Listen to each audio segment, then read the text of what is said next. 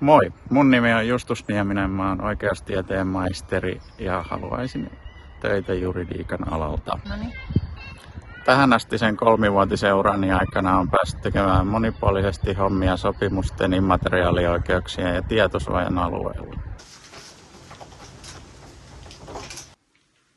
Welcome to my home office. My international experiences include exchange student life for 1 year in the Netherlands, ELSA board member role in my local faculty, and also over 1 year of experience in a multinational corporation.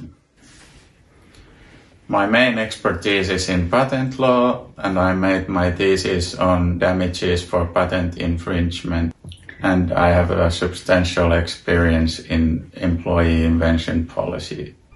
Jalkapallolla ja juridiikalla on mun mielestä paljon yhteistä. Molemmissa oppii ryhmätyötaitoja, sosiaalisia taitoja ja itseluottamusta omiin kykyihin. Mun mielestä jokainen projekti tulee vetää tehokkaasti maaliin saakka.